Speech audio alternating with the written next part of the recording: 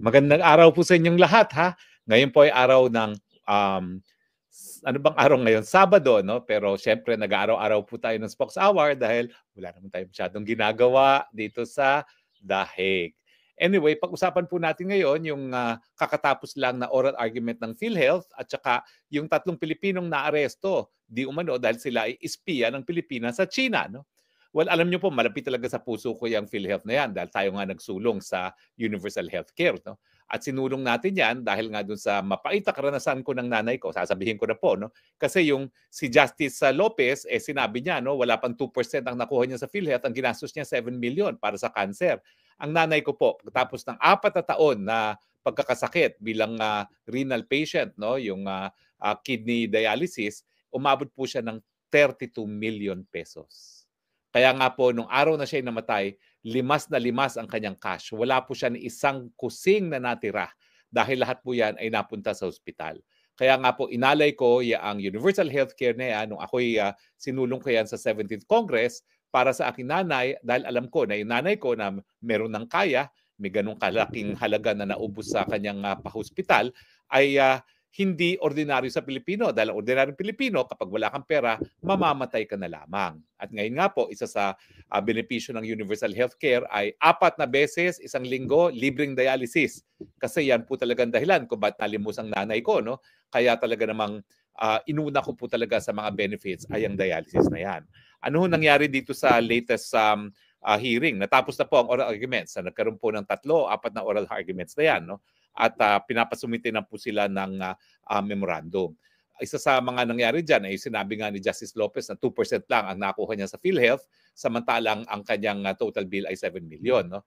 Ang nakapagtataka, bakit nga ginagamit ang pera ng PhilHealth para sa mga infrastruktura, gayong napakaliit ng coverage na nakukuha natin para sa pa-ospital.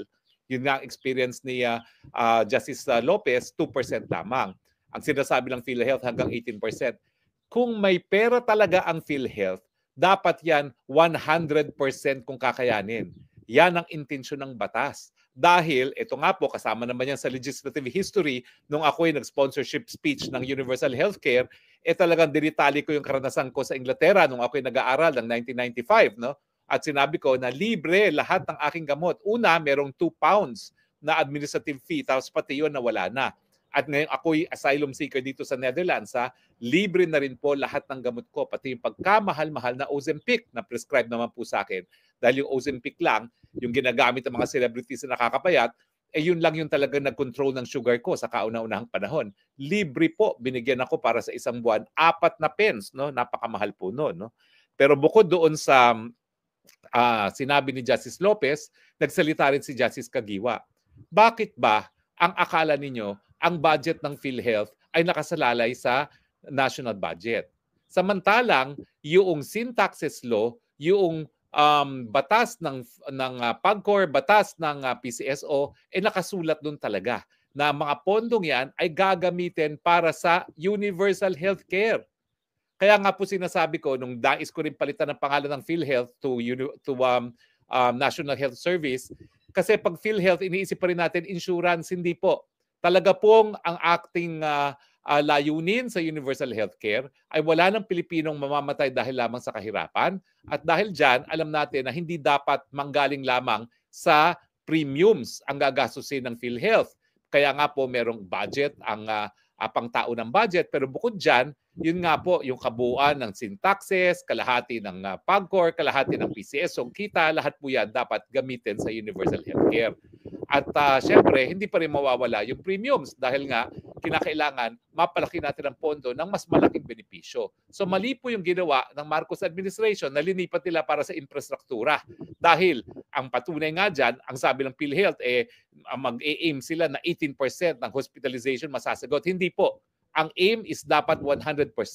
So wala dapat pondong binabalik sa national government dahil lahat ng pondo talaga, ano ba naman kayo, dali-dali na makaintindi dyan. Lahat ng pondo para sa ilalim ng batas ng universal healthcare, yan ay dapat gamitin para sa pagbababa ng premiums ng PhilHealth o di naman kaya pag-i-increase ng mga benepisyo.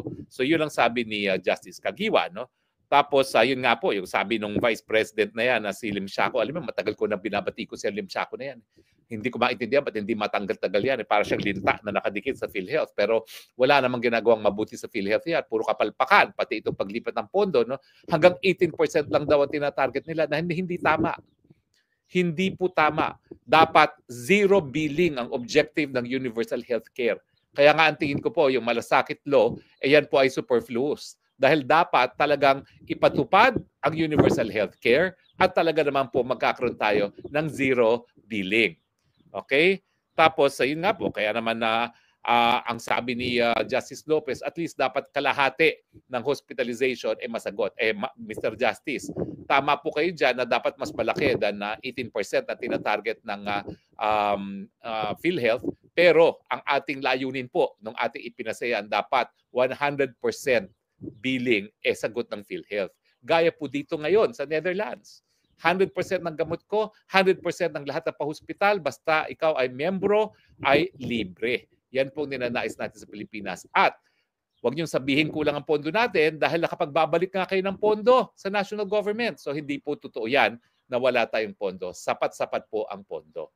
Ulitin ko lang po ha, hindi po para sa mga buwaya yung universal healthcare na ating ipinasayan. Pinasakop po yan dahil tayo nagkaroon ng karanasan dito sa Europa at ang tingin ko naman, sapat-sapat na po yan para sa ating mga kababayan. Okay, so pag-usapan naman po natin ngayon yung 3 Pilipino na di umano espiya na nakakulong ngayon sa China. Yan ang sinasabi ko, the golden rule. Mantakin nyo, 13 na palang mga Chino na sinasabing mga espiya ang ating dinitina at hanggang ngayon ay nakadetina. Natural, gaganti ang China. Huwag na tayo magpaligoy-ligoy. Gaganti yan. Sa tingin ng China, hindi mga espiya yung 13 mga national niya na ikinulong natin bilang mga espiya dahil ang alam ko dyan, for instance, yung isa na sa Mindanao, no, nagtatrabaho talaga siya sa isang parang app, no, na parang Waze. At talaga namang yung isa naman, ang nahuli sa kanya, mga hindi naman high-tech listening devices, mga ordinaryong devices lang na ginagamit sa construction company, no? So talagang hindi rin kapanipaniwala yung binibintang natin sa mga nahuhuli nating mga Chino na espiya sila. Ang problema, no less than yung ating Secretary of National Defense, si Gibo Teodoro, nagsasabi na may batas daw sa China na lahat ng Chino ay espiya. Sus Mariosep, kung lahat ng Chino ay espiya, saan naman tayo kukuha ng sapat na kulungan para ikulong ang 1.4 billion ng mga Chino na sang-ayon kay Secretary Gibo Teodoro ay mga espiya ng China? Kalokohan po yan. Ayan, ginantihan tayo ng China. Anong masasabi natin? Paano natin mapapalabas ngayon yung mga kababayan natin? Ako naman hindi naniniwala talaga na espiya sila ng Pilipinas dahil wala naman tayong kakayahan para mag-espiya sa China, no? Hello? Ano espiyahan natin? Kain lang tayo ng dimsum, kain lang tayo ng siomay, no? Hello? At saka minsan, Peking duck, yun na yun. Siguro espiyahin natin anong secret recipe nila, bakit mas malutong yung Peking duck. Hanggang dun lang tayo. Ginantihan po talaga tayo dyan.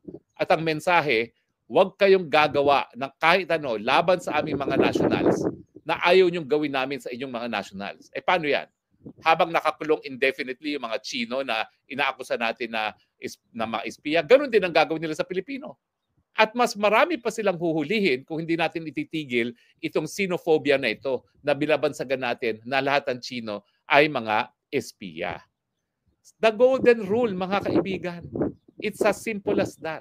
Do unto others what you want others to do unto you. Do not do unto others what you don't want others to do unto you. Ayaw nating ikulong ang mga Pilipino sa mga walang saysay na kaso, lalong-lalo na kung espionage, wag din natin gawin sa mga Chino na nasa ating bansa. Well, yun naman po aking mga punto de vista lamang at syempre kanya-kanya tayong punto de vista. Hindi naman tayo lahat required na sumang-ayon sa ating mga pinagsasabi, pero importante rin po na lahat ng punto de vista pakinggan.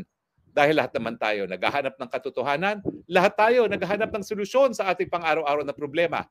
Kaya po, let a million flowers bloom, huwag supilin ang malayang pananalita. Maraming salamat po sa inyong patuloy na pagtangkilik at okay lang po ako sa mga nagwo-worry dyan na hindi ako nakasama as legal counsel. Okay lang po ako dahil sa totoo lang, talagang mahirap maging asylum seeker. Sa katunayan po ay patuloy ko naman pong inaasikaso pa yung aking asylum application. At anyway, hindi naman po yan permanente. Siguro pag yan ay natapos na at nagkaroon ng linaw, pwede pa rin tayong sumapi dyan. So wag po kayo mag-alala. Wala po tayong problema.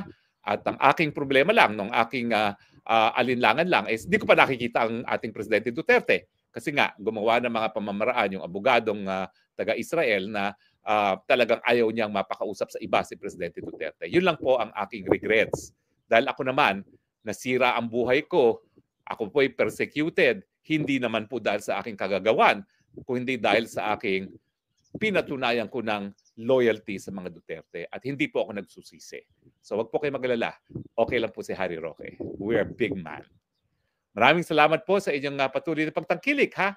At sa muling pagkikita natin, ito po inyong Spokes Harry na nagsasabing, I love you Philippines. You're the only country that I have. You're the only country that I love. And God bless the Philippines.